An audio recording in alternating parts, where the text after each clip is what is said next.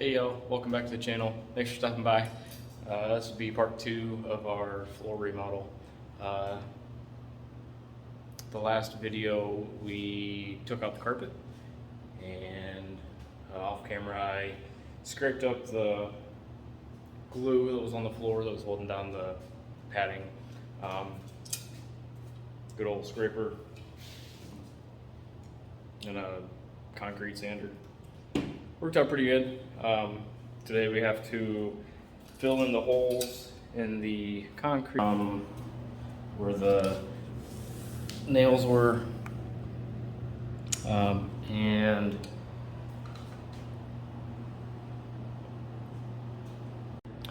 so the first thing we got to do is clean up the floors, get all the dust and the concrete pieces out of the little holes of the concrete adheres well. So we're going to take this Suck and Blow 3000, get all that cleaned up, and then we'll start prepping the concrete. Alright, so what we're going to be using is this underlayment self-leveling concrete. I suggest doing it outside. It makes kind of a cloudy mess when you mix it up. So do it outside with a respirator. Add your water a little bit at a time.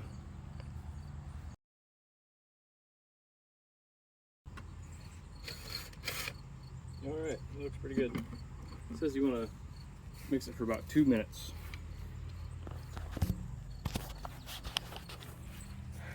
And you'll get kind of a, I don't know, pancake batter consistency for the self-leveler.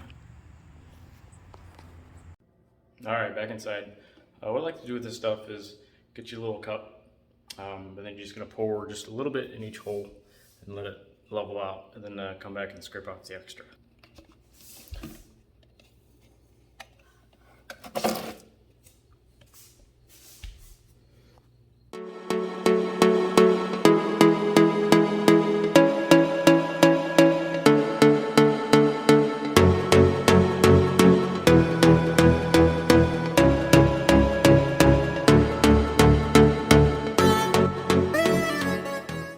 Alright, so it's been about, I don't know, 3 minutes.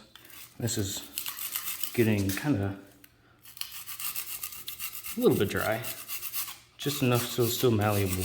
You can just kind of scrape off the extra and make it flush with the ground. Just kind of get up any of that extra that you had up.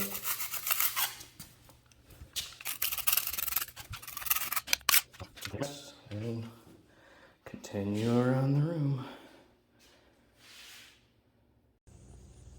Alright y'all, next day. Just finished morning coffee. We're ready to get started for the day. We'll go over, start cleaning up that floor, and start laying down underlayment and flooring. Alright, we're back in the apartment. Concrete's nice and dry. We picked up all the pieces and vacuumed up everything. So the flooring that we're going to be using, the manufacturer recommends you use an underlayment when you're doing it on a concrete floor. So went to the man store and picked up this cheap underlayment just for more of a moisture barrier. So we're gonna put that down. Make sure you get it the floor as clean as possible first, because you don't want any bumps or chunks sticking up. So we'll get that down and start laying floor.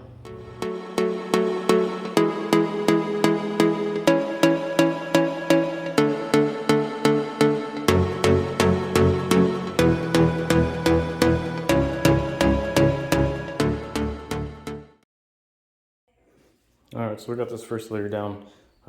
If you see, there's these tape strips that come pre-built into these. So I always tape it down, at least in the corners and on the side, just so it doesn't move. And then we went ahead and took off the baseboard on this side where you're going to be finishing. Make it a little easier. These baseboards already have about a 3/8 of an inch gap to the floor, so we should be able to slide the boards right up into it. But we will get these up. The easiest way to do it is just roll it up.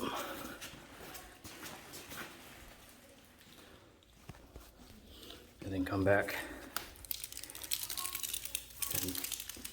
peel that out. And then press it down and we'll be good to go. All right, so we're ready to start. What I like to do is figure out which way this goes together first. So the way these go together is you put them in at a 45-degree angle or so. You push them together and then you snap it down. So since it goes this way, we're gonna start with this edge out. What I like to do also is this first row, since I'm gonna be sliding it up underneath the baseboard, put together the full row first and then just kind of tuck it up underneath. And then you can start with your second row. So.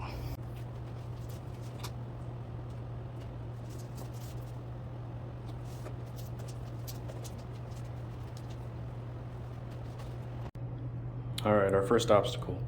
I like to use just one of my kids' color pencils for these dark woods.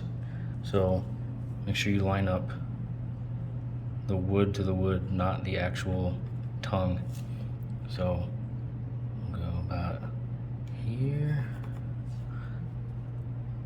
a little bit underneath there, so about there.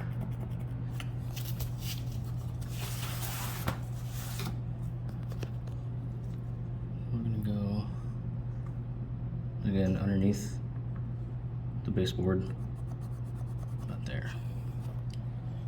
We'll cut it out using one of these little oscillating tools. They work pretty good. Getting hard reach spots. This stuff cuts pretty easy. It's just almost like a plastic type vinyl.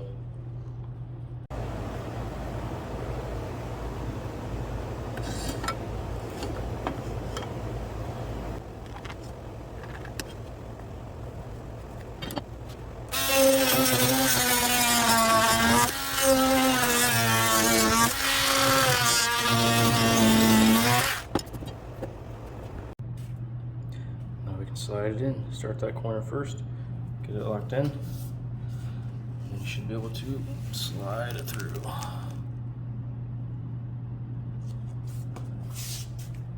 we go. Back to it.